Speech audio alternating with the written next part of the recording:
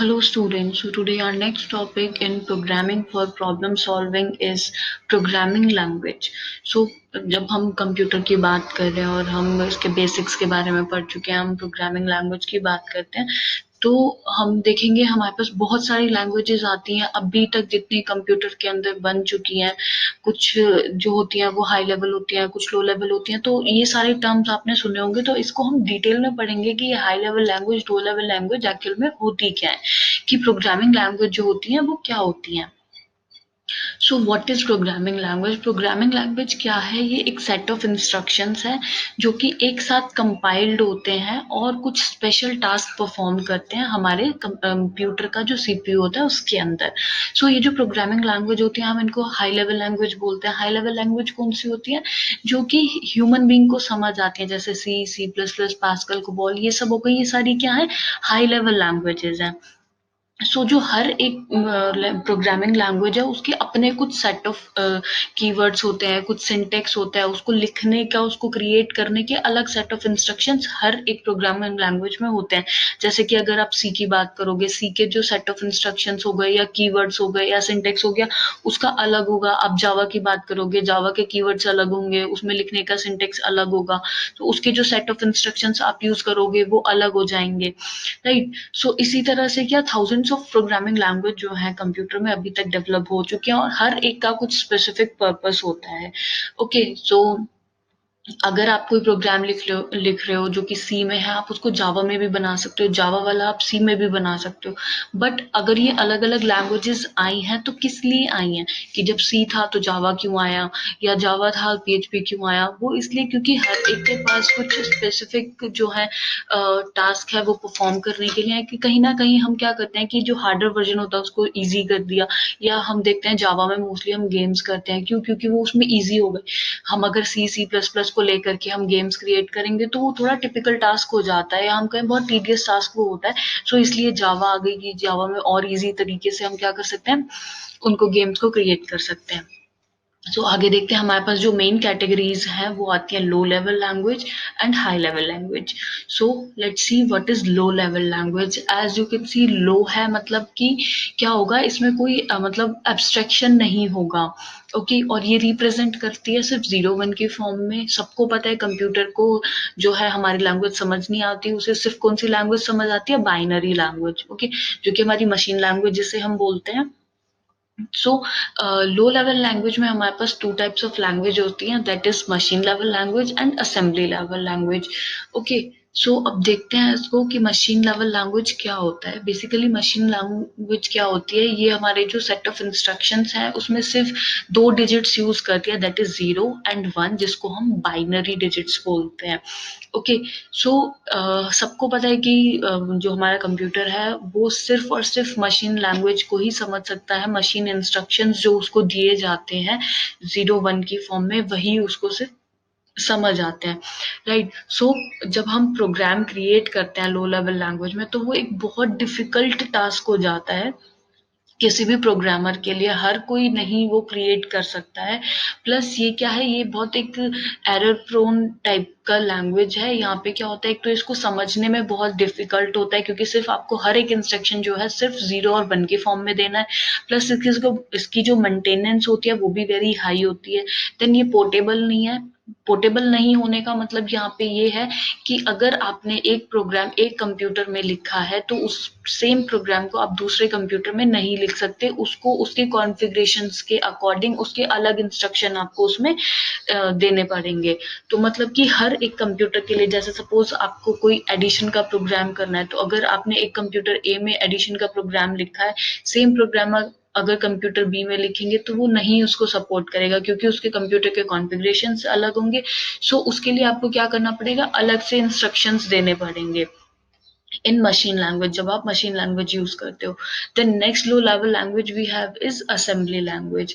अब assembly language क्यों आया? क्योंकि लो लेवल को समझना मतलब मशीन को समझना थोड़ा टिपिकल था, तो इसको ह्यूमन रीडेबल हमने बनाने की कोशिश करी कि ह्यूमन को इजीली वो अंडरस्टैंडेबल हो।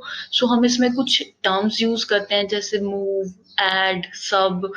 इस तरीके की ये जो टर्म्स यूज करते हैं हम इनको निमोनिक्स बोलते हैं। ये निमोनिक्स टर्म्स होती हैं। सो ये क्या होते हैं बेसिकली कि ये शॉर्ट फॉर्म्स होते हैं। जैसे हमें एडिशन करना है तो हम पूरा एडिशन ना लिख करके उसको सिर्फ ADD लिख सकते हैं, ADD।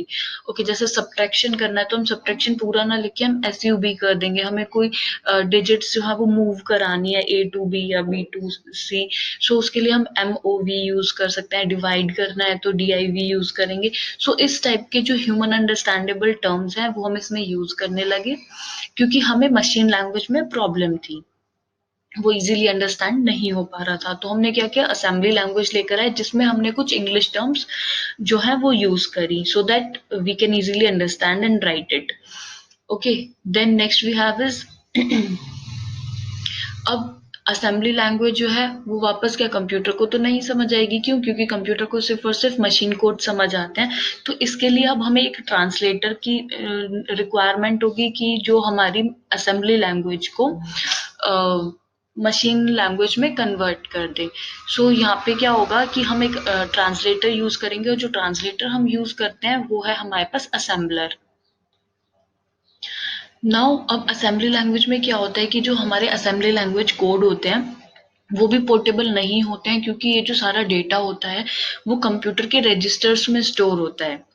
सो कंप्यूटर के जो रजिस्टर्स हैं सिर्फ उसके पास वो डेटा रहेगा, तो वो आप जब उसी सेम प्रोग्राम को दूसरे कंप्यूटर में लिखेंगे तो वो वहां पे वर्क नहीं करेगा। So assembly code is not faster than machine code. Assembly code जो है वो मशीन कोड से फास्टर नहीं है, क्योंकि यहाँ पे हमें क्या करना पड़ रहा है, एक ट्रांसलेटर हम यूज कर रहे हैं जो कि हमारी जो लैंग्वेज है उसको ट्रांसफर करेगा 0 1 की फॉर्म में। और जो हमारी मशीन लैंग्वेज है वो ऑलरेडी क्या है, 0 1 के फॉर्म में, तो वो इजीली एग्जीक्यूट हो जाती है, वो फास्टर उसकी स्पीड होगी। Now next we have is difference between machine level language and assembly language. So the first difference we have is machine language comes at lowest level in hierarchy. So जो hierarchy हमारे पास है languages की, उसमें जो machine level language होती है वो lowest पर होती है। मतलब यहाँ पे हमारे पास कोई भी एब्स्ट्रैक्शन नहीं होता, कोई भी एब्स्ट्रैक्शन लेवल नहीं है, वो डायरेक्टली हार्डवेयर पे वर्क कर रही है, वो इजीली उसको मतलब अंडरस्टैंडेबल है और वो फास्टर एग्जीक्यूट कर रही है। लेकिन जब हम असेंबली लैंग्वेज की बात करते हैं तो इसका जो एब्स्ट्रैक्शन लेवल है वो मशीन लैंग्वेज से कम होता है। सो यहाँ पे क्या होता है, नेक्स्ट वी हैव इज कि जो हमारी मशीन लैंग्वेज है वो इजीली अंडरस्टैंडेबल नहीं होती है ह्यूमंस को, लेकिन जब हम असेंबली लैंग्वेज की बात करते हैं तो वो इजीली हम रीड कर सकते हैं, राइट कर सकते हैं, उसको मेंटेन कर सकते हैं। देन मशीन लेवल लैंग्वेज जो है उसको हम सिर्फ और सिर्फ 0 1 की फॉर्म में लिख सकते हैं, और असेंबली लैंग्वेज में हम सिंपल इंग्लिश टर्म्स यूज कर सकते हैं और वो इजीली अंडरस्टैंडेबल होती है। Then in machine language it does not require any translator, कोई ट्रांसलेटर हमें नहीं चाहिए होता है, हम डायरेक्टली मशीन कोड में लिखते हैं जो कि डायरेक्टली फिर एग्जीक्यूट हो जाता है कंप्यूटर पर। बट इन असेंबली लैंग्वेज हमें असेंबलर की जरूरत पड़ती है जो कि हमारा ट्रांसलेटर होता है और असेंबली कोड को मशीन कोड में ट्रांसलेट करता है। देन मशीन लैंग्वेज जो है वो हमारी फर्स्ट जनरेशन प्रोग्रामिंग लैंग्वेज है, और असेंबली लैंग्वेज हमारी सेकंड जनरेशन प्रोग्रामिंग लैंग्वेज है। Now next we have is high level language. Now what is high level language? ये क्या करती है, प्रोग्रामर को अलाउ करती है कि वो रीड कर सके, राइट कर सके, और इजीली मतलब इंडिपेंडेंट होते हैं कि which type of computer you are using. ऐसा कुछ नहीं है कि आपको पर्टिकुलर कंप्यूटर ही यूज करना पड़ेगा, या एक कंप्यूटर पे जो आपने लैंग्वेज प्रोग्राम बना दिया है वो आप दूसरे पे नहीं बना सकते। सेम प्रोग्राम जो है हर एक कंप्यूटर पे चलेगा। आपने एडिशन का कोई प्रोग्राम लिखा है तो वो सारे जितने भी कंप्यूटर्स हैं आप सेम प्रोग्राम रन करा सकते हैं, इजीली पोर्टेबल है, अंडरस्टैंडेबल है, क्लोज टू ह्यूमन है।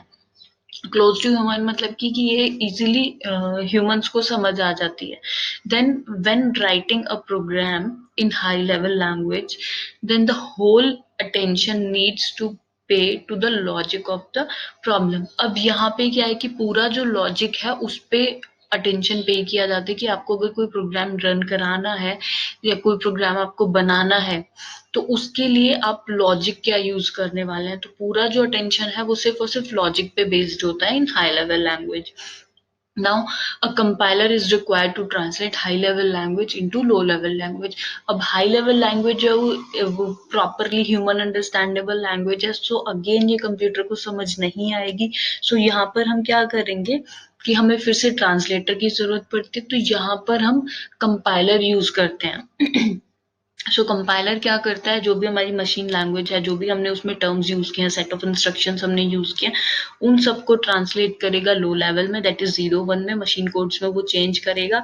देन मशीन कोड से उसको पता चलेगा कि जो कोड है वो करेक्ट है या नहीं है।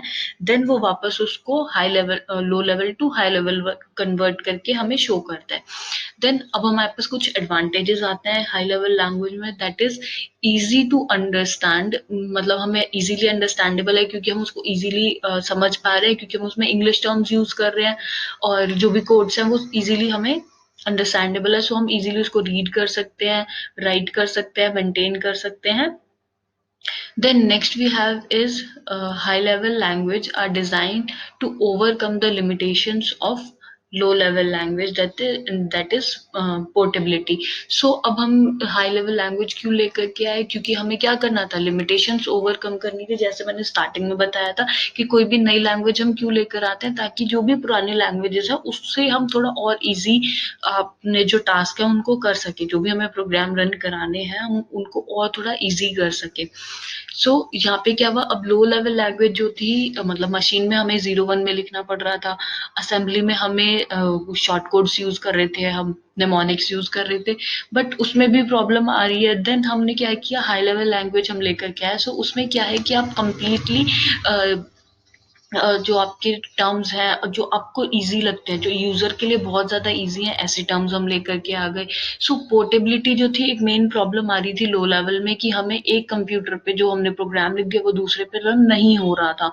तो इसी का जो हमें चाहिए था कि ये वाली प्रॉब्लम ओवरकम हो जाए, तो हमने हाई लेवल लैंग्वेज यूज किया।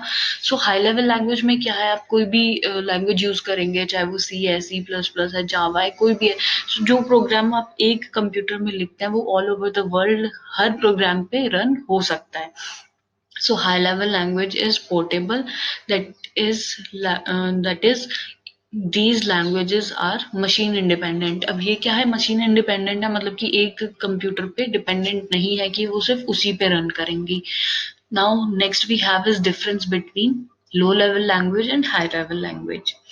So low level language is machine friendly language, कि ये सिर्फ मशीन को समझ आएगा, 0 1 के फॉर्म में होता है, ह्यूमंस के लिए थोड़ा टफ हो जाता है। देन हाई लेवल लैंग्वेज यह है, ये यूजर फ्रेंडली है, मतलब जो यूजर है, जो प्रोग्रामर है, उसको इजीली अंडरस्टैंडेबल होगी ये। नेक्स्ट जो लो लेवल लैंग्वेज है, ये हाई स्पीड के साथ एग्जीक्यूट हो जाती है, क्योंकि वो डायरेक्टली एग्जीक्यूट हो रहा है, उसको किसी ट्रांसलेटर की जरूरत नहीं है। बट हाई लेवल जो है थोड़ा स्लोअर है लोअर लेवल से, क्योंकि यहाँ पे हमें ट्रांसलेटर की रिक्वायरमेंट होती है, जो उसको मशीन कोड में चेंज करे, उसके बाद वो एग्जीक्यूट होगा। Then low level, it require assembler to convert assembly code into machine, और high level में हमारे पास compiler होता है to convert high level into machine codes. Now machine code cannot run on all machines, मतलब कि वो portable नहीं है। जो मशीन कोड्स हैं वो सिर्फ एक पर्टिकुलर मशीन पर ही चलेगा, बट हाई लेवल जो है वो रन ऑन ऑल प्लेटफॉर्म, वो हर एक पे चलेगा, वो पोर्टेबल होता है।